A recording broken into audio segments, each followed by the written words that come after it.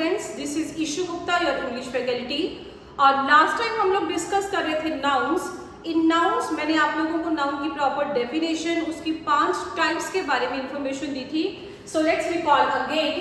Basically we have started with topic nouns. अगर एक word में आप किसी को भी समझाना चाहते हो that what basically a noun is, then the definition is nouns are naming words. You can say nouns are naming words. इसके अलावा मैंने आप लोगों को इसकी 5 टाइप्स के बारे में इंफॉर्मेशन दी थी। That basically we have 5 types. Number 1 is proper noun. Number 2 is common noun. Number 3 is abstract noun. Number 4 is collective noun. And number 5 is material noun. Number 5 is material noun.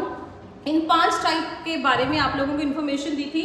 Information में भी हम लोगों ने basically जो 3 types थी, proper noun, common noun and collective noun, हम लोगों ने इसके बारे में अच्छे से डेप्थ से विद एग्जांपल्स ऑलरेडी क्वेश्चंस कर लिए थे कि प्रॉपर और कॉमन नाउन का कंपैरिजन किया था। बेसिकली ये टाइप है क्या, कैसे काम करेंगे, कैसे क्वेश्चंस को सॉल्व करेंगे। देन कलेक्टिव नाउन को लेके भी मैंने आपको बहुत सारे वर्ब रिलेटेड कॉन्सेप्ट्स भी क्लियर करवाए थे। So now we are going to start with another 4th category of nouns, that is abstract noun. So let's start with that. This is 4th category, that is abstract noun. Let's start with this. Abstract, जिसको हिंदी में भाववाचक संज्ञा भी बोला जाता है, और इसमें आप एक नहीं, दो नहीं, इनफैक्ट 3 पर्सपेक्टिव्स को कंसीडर करके चलोगे। So write down the very first perspective is quality, quality of a subject और object. So quality is the very first perspective. Second is action, third is state. ये 3 पर्सपेक्टिव्स हैं जो आप लोग abstract noun में consider करने वाले हो। इन्हीं को कवर करने वाले हो, क्वालिटी को, एक्शन को, स्टेट को। अब सबसे पहले कंसीडर करेंगे क्वालिटी को।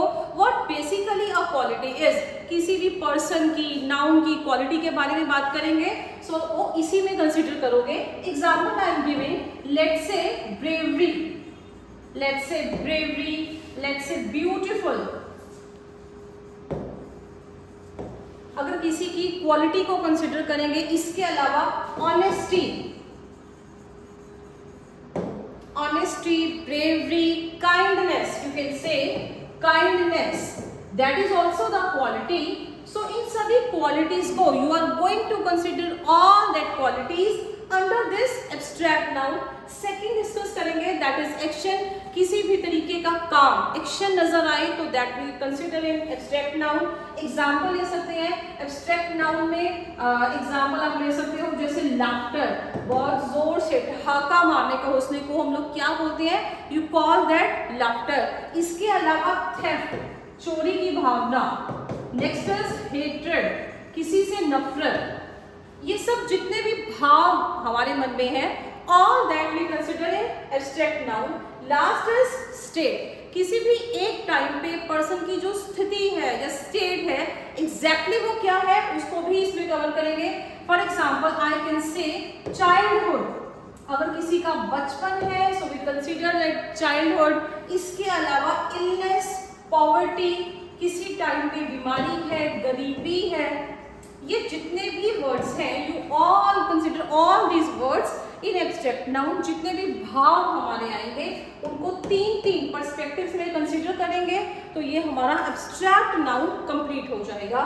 कम to last and least, last but not the least, that is material noun. Next discuss करेंगे मटेरियल नाउन। मटेरियल नाउन में एज द नेम इंडिकेट्स, आपको जितना भी मटेरियल है, मेटल है, उसके रिगार्डिंग जितने भी वर्ड्स आएंगे you are going to consider all that words. Plus इसमें एक पर्सपेक्टिव एड ऑन और है, and that is nothing but substance. You can write down that material considers the name of metals, it consider the name of metals और substances. जितने भी हैं इन सबको आप लोग इसी में कंसिडर करोगे। मेटल्स को और सारे के सारे सब्सटेंसेस को। Metals I hope you understand, जिसको हिंदी में धातु भी बोला जाता है। You can right gold, silver, copper, iron, as many as you can. All these examples are very important और इन examples में से कुछ भी क्वेश्चन रिलेटेड आ सकता है। Gold, silver, iron, copper we can say. अब ये चीज तो हम लोग मेटल में कवर कर लेते हैं, बट सब्सटेंस में क्या चीज कवर होगी? सब्सटेंस में अगर हिंदी में बात करें तो जितने भी तरल पदार्थ हैं वो सारे के सारे इसी में कंसिडर करेंगे। You can write water, oil, sugar, tea, coffee, sugar, tea, coffee, ये जितने भी एग्जांपल्स हैं, just once and for all note down all these examples, because questions ज्यादातर इसी एग्जांपल्स में से बनते हैं। जितने भी नेम ऑफ सब्सटेंसेस हैं I have written all of them, और भी बहुत ज्यादा हैं, बट इनमें से ज्यादातर क्वेश्चंस पूछे जाते हैं। That's why I am writing water, gold, water, oil, sugar, tea, coffee, gold, silver, iron, copper, और जितनी मर्जी बहुत एग्जांपल्स आप लोग डिस्कस कर सकते हो। हाल फिलहाल इतनी एग्जांपल्स बहुत है आप लोगों के लिए, सिर्फ इस टॉपिक का कॉन्सेप्ट समझने के लिए। तो आज हम लोगों ने एब्स्ट्रैक्ट और मटेरियल नाउन को डिस्कस कर लिया, लेकिन एक बहुत इंपॉर्टेंट पॉइंट जो इसी के साथ डिस्कस करना था, अब उसको डिस्कस करवाऊंगी। अगर हम एक कैटेगरी लेके चले कि what is countable noun and what is uncountable noun. I hope ये चीज आप लोग, ये बहुत कॉमन वर्ड है which we are all able to understand. Uncountable noun, countable मतलब जिसको काउंट किया जा सके, that can be counted. We can write like this, that can be counted. और अगर कोई भी चीज काउंट की जा सकती है, सो बट ऑब्वियस है कि वो सिंगुलर या प्लूरल दोनों हो सकती है। That means it can be, you can write down these points, it can be singular as well as plural। जो चीज अपने आप में काउंट हो जाएगी वो सिंगुलर भी हो जाएगी, वो प्लूरल भी हो जाएगी। अब कंसीडर करते हैं next perspective, that is uncountable noun, जिनको गिना ही ना जा सके, जिनको काउंट ना किया जा सके। You can right that can not be counted, that can not be counted मतलब जिनको आप काउंट नहीं कर सकते हो, अनकाउंटेबल है, that's why we call them uncountable noun. लेकिन इसको भी किसी ना किसी कैटेगरी में कंसिडर करना पड़ेगा, yet they are not counted, but फिर भी हम इनको हमेशा सिंगुलर कैटेगरी में ही लेके चलेंगे। You can write down, it can be considered, it can be considered singular noun, it can be considered singular noun। This is very important part, this is very important rule or point you can say। जो चीजें अपने आप में count नहीं हो सकती उनको आप हमेशा बाय डिफॉल्ट सिंगुलर ही लेके चलोगे। दैट मीन्स इनका नो प्लूरल, इनका प्लूरल कभी भी नहीं होगा, सिर्फ और सिर्फ इनको सिंगुलर कैटेगरी में ही डिस्कस किया जाएगा। चलिए जी, अब ये 5 टाइप्स आप लोग को जो एक बेसिक था नाउन्स का वो बहुत क्लियर हो चुके हैं। नाउन की definition we have done, the basic 5 types of noun we have done. Now we will start with some bit higher level, that is noun compounds. You can write noun compounds. ये word बहुत common है, जैसे बचपन में हम लोग ये topic किया करते थे, जैसे एलिमेंट है, सम कंपाउंड इज देयर। जब दो या दो चीजों के मिक्सचर को रेडी किया जाता है, यू कॉल दैट कंपाउंड। सो अब कंपाउंड को ही हम अलग अलग पर्सपेक्टिव से लेके कंसिडर करके चलेंगे। सबसे पहला पर्सपेक्टिव है noun plus noun. That means अगर मेरे पास कोई एक ऐसा सेंटेंस है जिसमें एक नहीं दो नाउन्स हैं, बट वो दोनों नाउन्स बिल्कुल साथ में है, that means they are placed all together, उनको साथ में ही रखा गया है, तब उसका सिंगुलर या प्लूरल कैसे बनाया जाएगा, this we are going to study. So noun plus noun, I am going to write very first example. You can write girl student, girl student, and second example you can write garden chair, garden chair, and also third you can write ghost story, ghost story। So अगर आपको कोई बताए या कोई पूछे कि आपको इसका ये ऑल दीज आर सिंगुलर, आपको इसका प्लूरल वर्जन चाहिए, तो एक सेकंड के लिए शायद हम लोगों को सोचना भी पड़ेगा कि girl student, basically girl is also a noun, student is also a noun. So अगर इसका प्लूरल बनाना हो तो क्या मैं दोनों के साथ SES या IES एड ऑन कर दूंगी? That means girls students, gardens chairs, ghost stories, ऐसा कुछ हमारे दिमाग में ये आंसर आ सकता है कि बेसिकली अगर ये दोनों नाउन है और अगर दोनों साथ में भी हैं तो क्या मेरे को दोनों के साथ ही S या ES को एड ऑन करना पड़ेगा? तो उसका आंसर देखते हैं।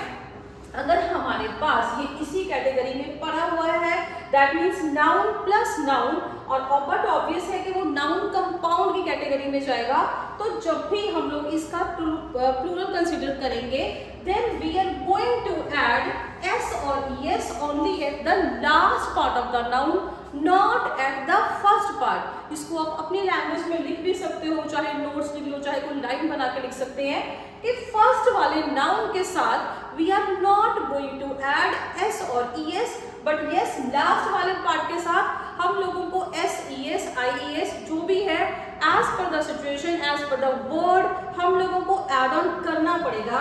दैट मीन्स इसका क्या बनेगा? Girl students. अगर इसका प्लूरल वर्जन चाहिए so that means girl students, garden chairs, garden chairs, garden chair था मतलब उस गार्डन की एक चेयर, गार्डन चेयर्स उसी एक गार्डन की बहुत सारी चेयर्स। अब इसका देखेंगे दैट मीन्स गोस्ट स्टोरीज। अब ये रूल तो आप लोगों को बहुत अच्छे से आई गेस क्लियर हो गया कि we are going to add SES और IES at the last part, जो दूसरे वाला नाउन है। पर फिर भी कुछ स्टूडेंट्स के दिमाग में ये क्वेश्चन आ सकता है और समहाउ हम लोग कंफ्यूज भी हो सकते हैं कि ma'am why not with the first part? तो फर्स्ट पार्ट में ऐसी क्या दिक्कत कर दी जो आप उसके साथ नाउन को ऐड ऑन नहीं कर रहे हो? So we have the reason. Basically जब भी नाउन प्लस नाउन, जब ये दो नाउन साथ में होंगे तो जो पहले वाला नाउन होगा it will not be considered, it will not act as noun, rather it will act as an adjective. Here is the answer कि हम लोग जो फर्स्ट वाला है उसके साथ कुछ भी एड ऑन क्यों नहीं करते हैं?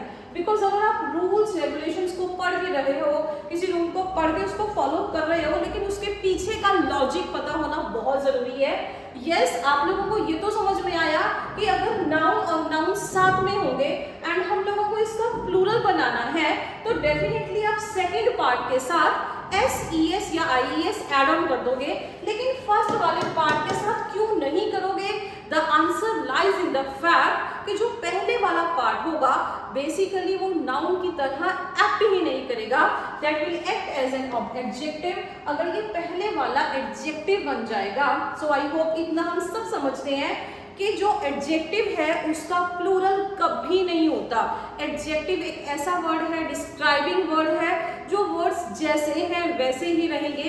हालांकि अभी हम लोगों ने एडजेक्टिव डिस्कस नहीं किया, बट आई होप आप लोग ये समझते होंगे कि एडजेक्टिव का प्लूरल कभी भी नहीं बनाया जा सकता। दैट मीन्स जो फर्स्ट वाला है उसके साथ, that is the reason why we are not going to add S और ES after the first noun, we are only going to add with the second noun. I hope you understand this point. इसके बाद इसी का एक और next perspective, first वाला था जब हम लोगों ने नाउन और दूसरा नाउन दोनों को साथ में रखा। Next write down noun plus preposition, noun plus preposition plus noun. अब हम लोगों ने दो नाउन के बीच में एक प्रेपोजिशन को कंसीडर किया, लेकिन इसके भी आगे एक नहीं, इनफैक्ट दो पर्सपेक्टिव्स हैं। somehow I'm going to write when nouns are with same words। अगर आपके पास नाउन तो है लेकिन वो वर्ड्स जो है दोनों जगह, जैसे noun this is noun 1, this is noun 2, ये दोनों वर्ड्स सेम भी हो सकते हैं ये दोनों वर्ड्स डिफरेंट भी हो सकते हैं एंड माइंडेड इसके रिलेटेड बहुत सारे क्वेश्चंस अच्छे एग्जाम्स में एसएससी लेवल के बैंकिंग एग्जाम में क्वेश्चन पूछे जाते हैं। एरो रिलेटेड ऐसे बहुत क्वेश्चन आते हैं। सो अगर एक बार ढंग से कॉन्सेप्ट क्लियर हो जाएगा, क्वेश्चन अटेम्प्ट करने में बहुत ईजी हो जाती है। Noun plus preposition plus noun, when nouns are with same words, noun तो है लेकिन वो वर्ड क्या रहेगा, सेम रहेगा। Example I am writing village after village, just write down village after village. So between two nouns I have write down one preposition, or you can say day by day. That is very common word, day by day. Next you can write hour after hour, hour after hour, page after page, page after page. Next we can write hour after hour. As many examples you can write hour after hour. So ये जितने भी words, ये जितने भी आप लोग ये sentences, छोटे slangs की तरह आप लोग देख रहे हो, ये जितने भी हैं all they are singular. Village after village, गाँव में, day by day, hour after hour, घंटे भर, या फिर hour after hour, page after page, ये बहुत सारी एग्जाम्पल्स ऐसी हैं और इससे और भी ज़्यादा एग्जाम्पल्स आप लिख सकते हो। Example word after word, word after word, word after word या वर्ड फॉर वर्ड, कुछ भी आ सकते हैं इसमें। All the perspectives you can consider word for word. So ये जितने भी होंगे, इतने जितने भी हमारे ये वर्ड्स हैं, जितने भी स्लैंग्स हैं सॉर्ट ऑफ जिनको हम लोगों ने लिखा है, इनका कोई भी प्लूरल नहीं बनता। आप लोगों को ज्यादातर क्वेश्चंस कैसे आते हैं कि जैसे एग्जांपल बताई जाए पेजेस आफ्टर पेजेस, ये बहुत कॉमन एग्जांपल है जो बहुत बार एग्जाम्स में बार रेपिटेशन में चली है। somehow sentence is given and in that sentence they have written pages after pages. So there is no such sentence as pages after pages. In real the word is page after page. ये जितने भी words लिखे हैं, इसके अलावा बाकी और भी बहुत सारी एग्जांपल्स हैं जिसको आप कंसिडर कर सकते हो। बट एक बात याद रखेंगे, फॉर्मेट को नहीं भूलेंगे।